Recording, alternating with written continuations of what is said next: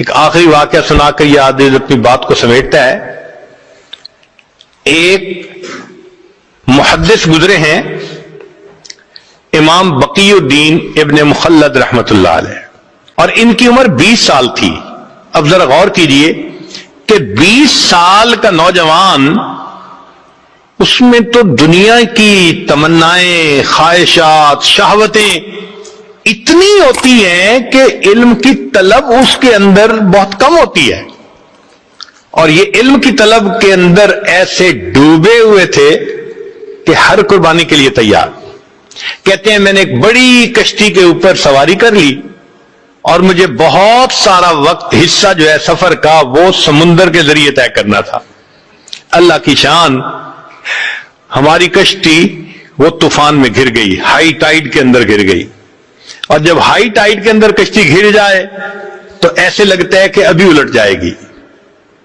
ہم لوگوں کو بیماری ہو گئی، جو پیٹ میں تھا وہ سب ہم نے کہہ کر دی، طبیعت خراب، کچھ کھانے کو دل نہیں چاہتا.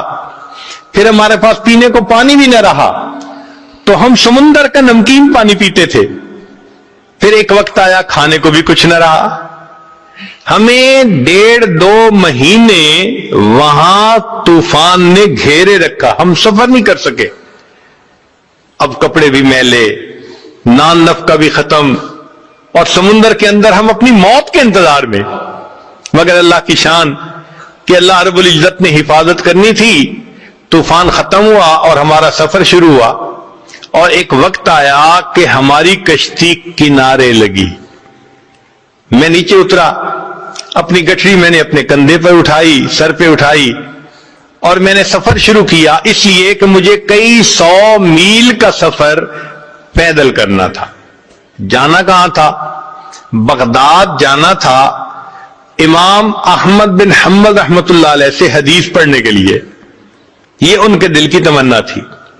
کہتے ہیں کہ میں دن رات پیدل چلتا رہا، سفر کرتا رہا، حتیٰ کہ جب میں نے بغداد شہر کو دیکھا نا آنکھوں کے سامنے، تو میرے جسم نے جواب دے دیا. اتنی تھکن تھی، میں ایک درخت کے نیچے گٹھڑی کو رکھ کر لیٹ گیا اور بہت گہری نیند سو گیا.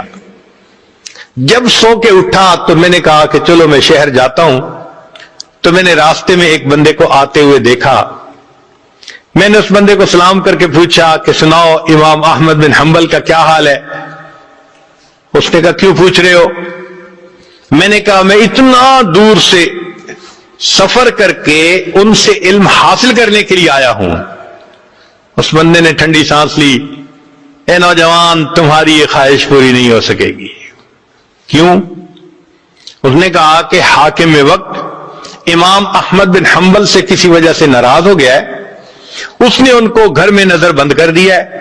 نہ کوئی بندہ ان سے مل سکتا ہے، نہ وہ کسی بندے سے مل سکتے ہیں. تم تو علم حاصل نہیں کر سکو گے. کہتے ہیں کہ یہ خبر بجلی بن کے گری میرے دل پر. مگر میں چلتا رہا، حتیٰ کہ شہر پہنچ کے ایک سرائے کے اندر میں نے کمرہ کرائے پر لے لیا اور میں وہاں رات کو لیٹ گیا. اگلے دن اٹھا تو میں نے سوچا اتنا بڑا شہر ہے، آخر کہیں تو حدیث کا درس ہوتا ہوگا. تو مجھے پتا چلا کہ عصر کی نماز کے بعد ایک محدث تھے جو استاد المحدثین تھے، یحییٰ ابن معین رحمت اللہ علیہ، جو جرح اور تعدیل کے امام کہے جاتے ہیں. وہ حدیث کا درس دیتے تھے. میں عصر کے بعد وہاں پہنچ گیا. انہوں نے ایک حدیث مبارکہ پڑھائی، پھر بتایا، پھر اس کے بعد کوسچن آنسر کی نشست شروع ہوئی. تو لوگوں نے ان سے روات کے بارے میں سوال پوچھنے شروع کر دیے. فلاں راوی کے بارے میں آپ کیا کہتے ہیں، فلاں راوی کے بارے میں. تو کہنے لگے کہ یحییٰ بن معین رحمت اللہ علیہ وہ جواب دینے لگے. تو میں اٹھا اور میں نے اٹھ کر کہا کہ جی آپ ہشام بن عمار کے بارے میں کیا کہتے ہیں؟ ان کا وہ چادر والے؟ میں نے کہا ہاں. کہنے لگے اگر ان کی چادر کے نیچے تکبر بھی آ جائے تو بھی ان کی ثقافت میں کوئی فرق نہیں پڑتا. یعنی وہ اتنے ثقہ ہیں، پکے بندے. پھر میں نے دوسرا کوسچن پوچھنا شروع کیا تو جو قریب والے تھے انہوں نے میرا کرتا پکڑ کے کھینچا.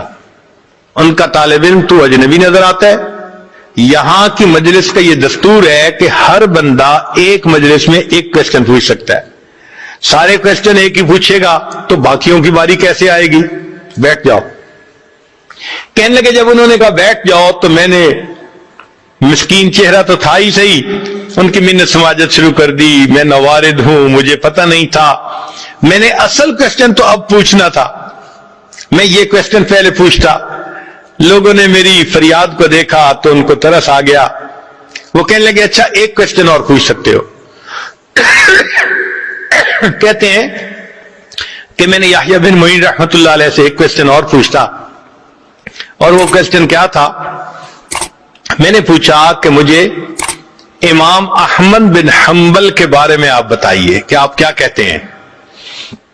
میرے سوال کو سن کر یحییٰ بن معین رحمۃ اللہ علیہ نے سر کو جھکا لیا. مجمع پہ سناٹا چھا گیا، پن ڈراپ سائلنس.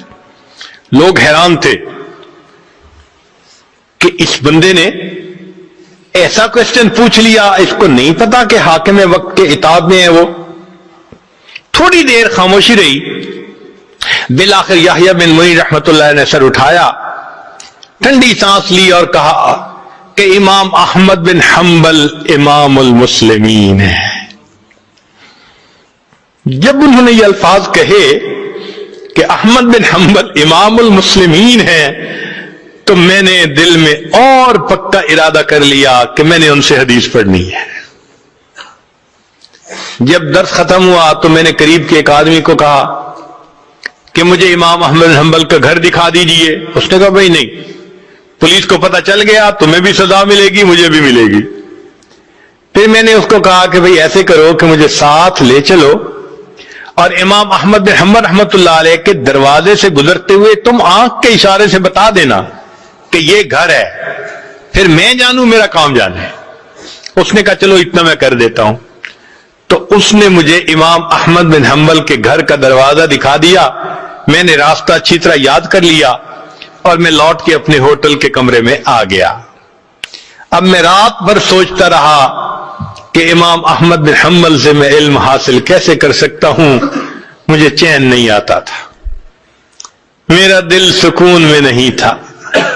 میں کیسے ان سے علم حاصل نہ کروں، مجھے ہر قیمت پہ علم حاصل کرنا ہے. کہنے لگے جب صبح اٹھا تو میرے ذہن میں خیال آیا. میں نے کیا کیا، اپنے ایک گھٹنے کو کپڑے سے باندھ لیا، یعنی جیسے کوئی وونڈ ہوتا ہے تو میں نے اس کے اوپر کپڑا باندھ دیا اور ایک لاٹھی پکڑ لی اور ایک کشکول بھی ہاتھ میں لے لیا اور باہر نکل کے میں نے بھیک مانگنی شروع کر دی. اس زمانے میں جو سائل بھیک مانگتا تھا وہ چیزیں نہیں مانگتا تھا، صرف ہاتھ پھیلا کر اتنا کہتا تھا اجرکم علی اللہ. اور اجرکم علی اللہ کہنے پر لوگ سمجھ جاتے تھے کہ اس کو ضرورت ہے، کچھ دے دیتے تھے کچھ نہیں دیتے تھے. کہنے لگے کہ میں شہر کی گلیوں میں بھیک مانگتا رہا.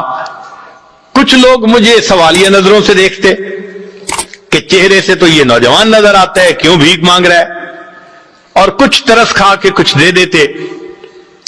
میرے لیے بھی یہ ایک عجیب ایمبیرسمنٹ والی کنڈیشن تھی کہ میں بھیک مانگ رہا تھا لوگوں سے اور ان کی طرح طرح کی نظریں میں برداشت کر رہا تھا.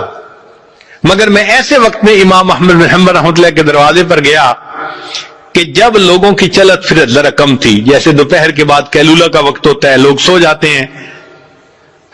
اس وقت پہنچ کر میں نے بڑے درد سے یہی آواز لگائی اجرکم علی اللہ، اجرکم علی اللہ.